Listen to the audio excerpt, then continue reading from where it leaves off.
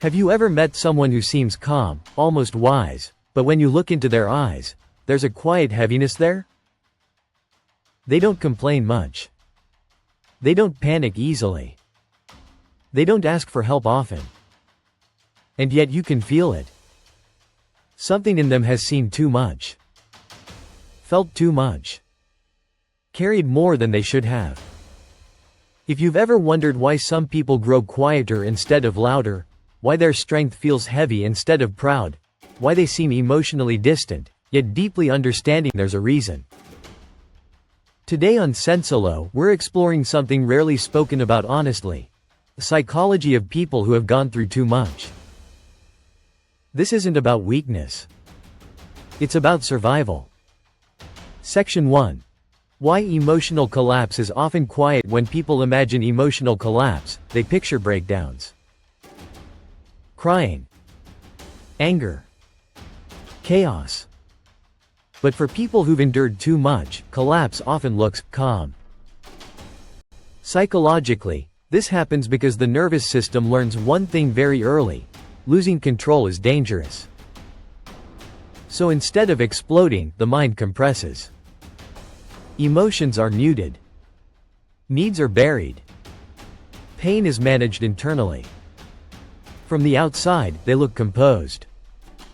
Inside, they're holding a structure together with pure endurance. Section 2. Forced maturity and early responsibility. Many people who've been through too much didn't get the luxury of gradual growth. They were forced to mature early. They became the responsible one, the emotional anchor, the problem solver. Psychology calls this forced maturity. Instead of being protected, they protected others. And while this builds competence, it comes at a cost. Their inner child never got to rest. Section 3. How trauma rewires the survival brain. Trauma doesn't just hurt emotionally, it rewires perception. The survival brain becomes hyper-alert. It scans for tone changes, mood shifts, emotional danger. This creates hyper-awareness. They notice things others miss. They sense tension before words are spoken. It looks like intuition, but it was learned through survival. Section 4. Emotional numbness isn't absence. One of the most misunderstood traits is emotional numbness. People assume they don't feel, but psychology tells us the opposite. Numbness happens when the emotional system is overloaded. Feeling everything became unbearable, so the mind learned to feel less.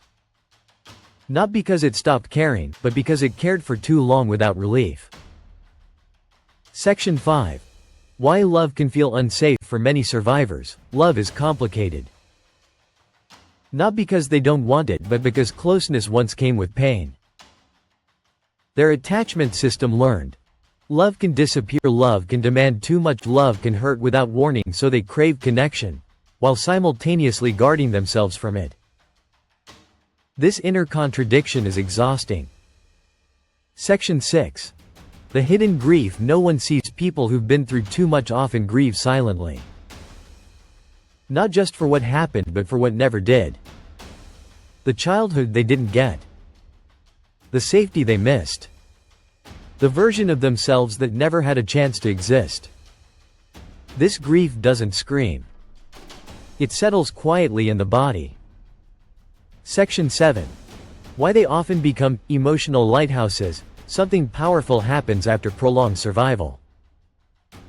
Many of these individuals become emotionally grounding to others. They listen deeply. They understand pain without explanation. They stay calm when others fall apart. Psychologically, they've walked through darkness long enough to recognize it instantly in others. They don't guide loudly. They guide by presence. Section 8. From survival to healing. Healing doesn't mean forgetting. It means teaching the nervous system something new. You don't have to be on guard all the time. Through safety, boundaries, rest, and self-compassion, survival energy slowly transforms. What once kept them alive becomes wisdom. Depth replaces vigilance. Calm replaces tension. Strength becomes lighter. The psychology of people who have gone through too much is not about being broken. It's about adaptation. Their mind did exactly what it had to do to survive what it was given. If you recognize yourself in this, know this: you are not damaged. You are shaped. And your story matters. If this video felt like it understood something about you that's hard to explain to others, then Sensilo is a place you'll feel seen.